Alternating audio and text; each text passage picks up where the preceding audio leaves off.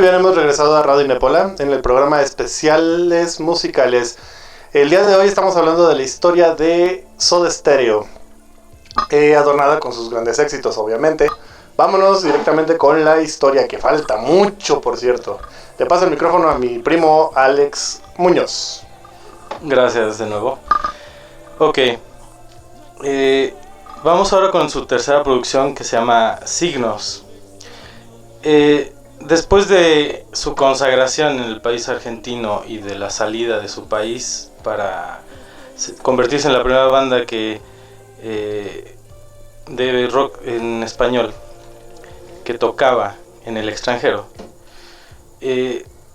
vienen con otro contrato de la disquera, tienen otro compromiso musical y sacan el disco llamado Signos.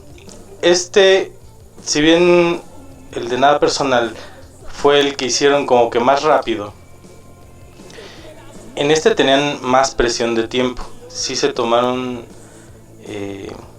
algo de tiempo haciéndolo, pero llegaron al límite de fechas con este. Al punto de que después de hacer las canciones, que son 8, aunque anteriormente habían hecho más canciones y unas quedaban fuera y todo eso, aquí les pidieron un mínimo de 8 e hicieron 8, ni una sobró. Y las letras las hizo Gustavo en una noche, las 8. Entonces, aquí había un reto muy grande. Presente, como ya eran un éxito masivo, ya estaban plenamente identificados por el público, ya estaba la expectativa. Entonces aquí podían o irse más lejos, más arriba, o fracasar. O sea, era punto clave. Pero nuevamente, todo lo que habían recopilado de experiencia, de tanta práctica, hizo que este disco saliera de muy alta calidad. Sí, gracias Jackie por escucharnos, y gracias Sin Nombre, que también es fan de Soda y Cerati. Muy bien. y el resultado fue ese.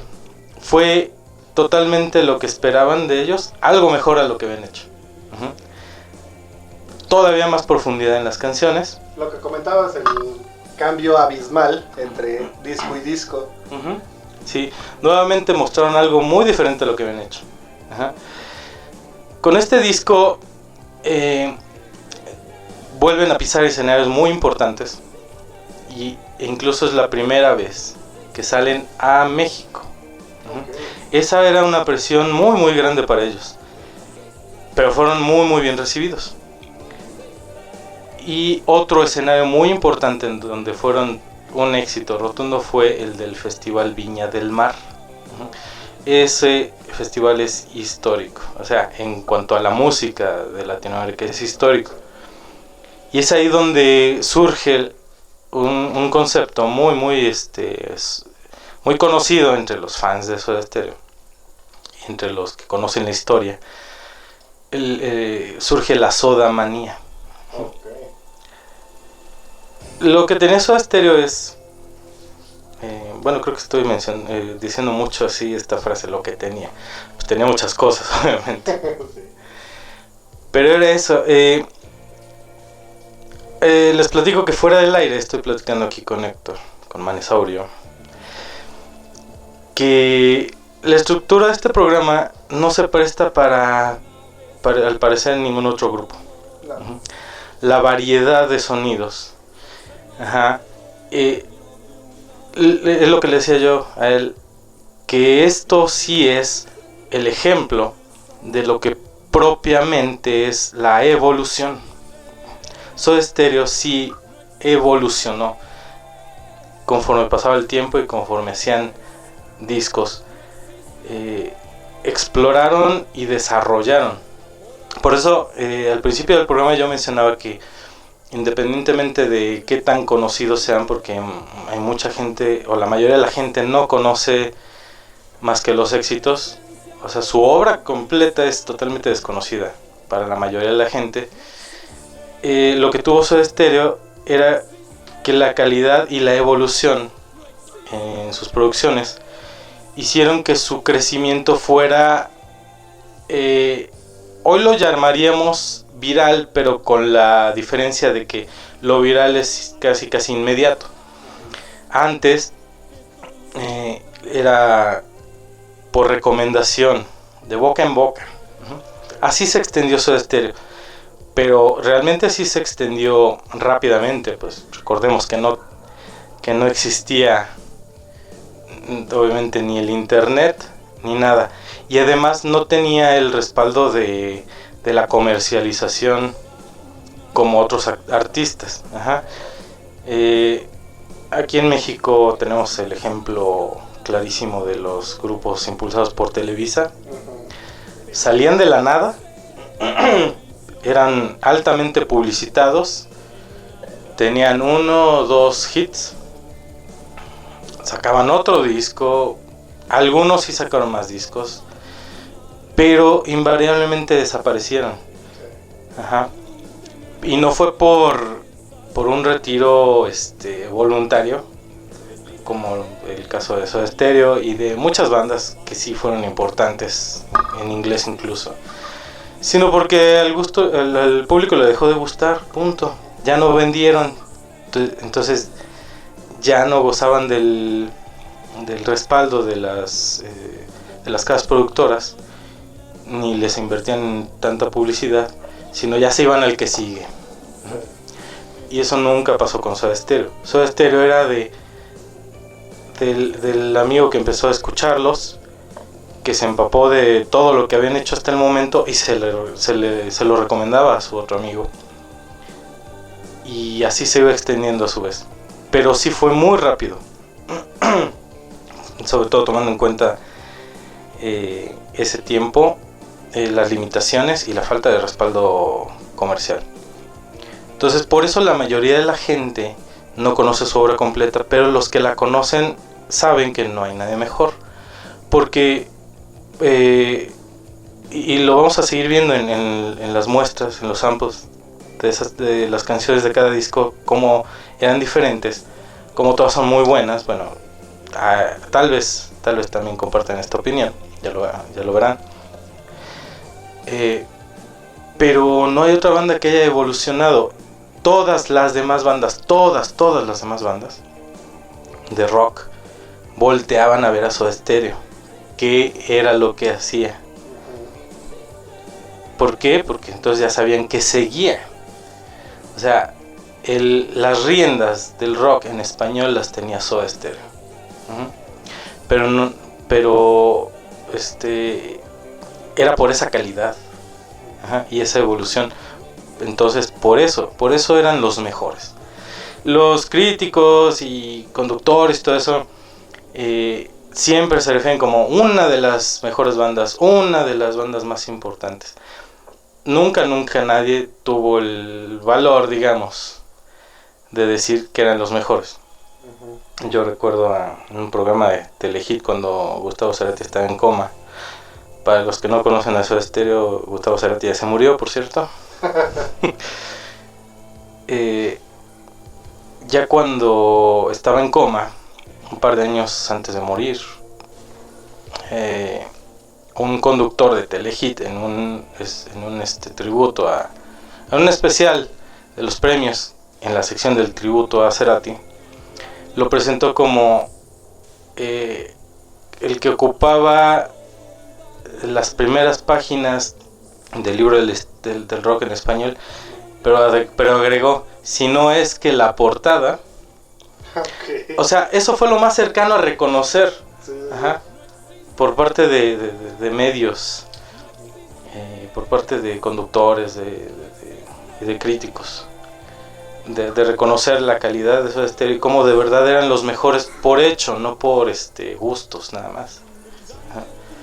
Entonces, con este disco de Signos, vuelven a dar un salto muy muy importante, tanto en calidad musical, en profundidad lírica y en importancia al extenderse a más países, alcanzando México. México, para los que no lo sepan, es un mercado demasiado importante para el extranjero, demasiado importante. Si pegan en México, obviamente hablando de música en español, porque en inglés casi todos pegan. Exacto. Pero en español, en el mismo España buscan pegar en México. Si pegan en México, si son populares aquí y venden bien, ya lo hicieron en todas partes, menos en Nueva York. Vamos a escuchar estas muestras de las canciones del disco de Signos. Cómo era el sonido en ese disco, en esa etapa de ellos. Tenemos 3 canciones que se llaman En Camino, Persiana Americana, conocidísima, y la propia que le dio el nombre al disco, Signos.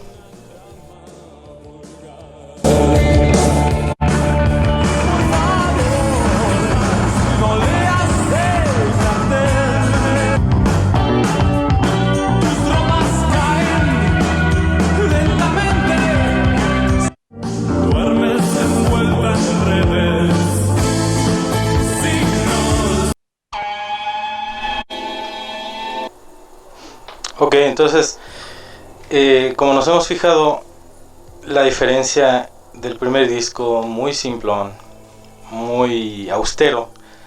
El segundo disco, más maduro, más profundo. Este tercer disco ya tiene un sonido totalmente propio. Ya lo tenía en Nada Personal, pero ahora era propio, evolucionado y en el que se empezaron a basar los otros grupos influenciados ahora por Soda Stereo. Ahí Soda Stereo ya era influenciador. Esa es la importancia de su crecimiento.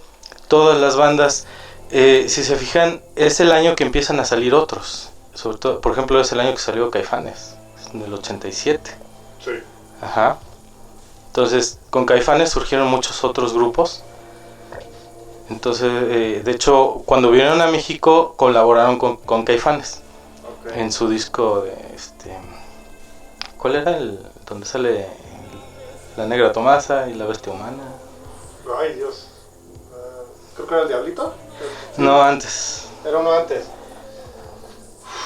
No me acuerdo. Te voy a quedar mal. Ok, bueno. En la canción de Caifanes, La Bestia Humana, toca la guitarra Cerati. Y son productores, pues los 3, ¿no? Soda Stereo. Y hacen gira precisamente junto con otros grupos. Entonces, es cuando empieza más duro el auge del rock en español en México. Si bien tenemos el ejemplar de El Tri, que su mérito es que antes de ellos todo el mundo hacía covers. Sí. Y ellos fueron los primeros, el primer grupo de rock en español, o de México al menos, en hacer sus propias canciones. Pero el auge del rock en español en México se dio a partir de ese año, sí, con mayor fuerza, o se consolidó a partir del 87, que fue la llegada de Soda Stereo. Básicamente lo que queremos mostrar es qué hacía Soda Stereo, además de sus hits, ¿no? O sea, además de lo que todo el mundo conoce, realmente, si vos, especiales con hits hay para aventar para arriba, me parece. Exacto. Entonces, aquí se trata de verdad conocer a Soda Stereo, no solo por su historia, sino por su música. Porque aún hay más.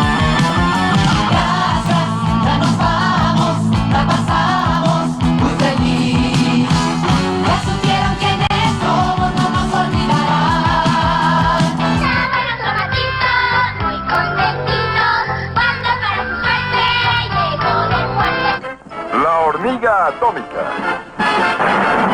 Venga al mundo, Malboro. ¡Bu! ¡Ja, ja, ja, ja!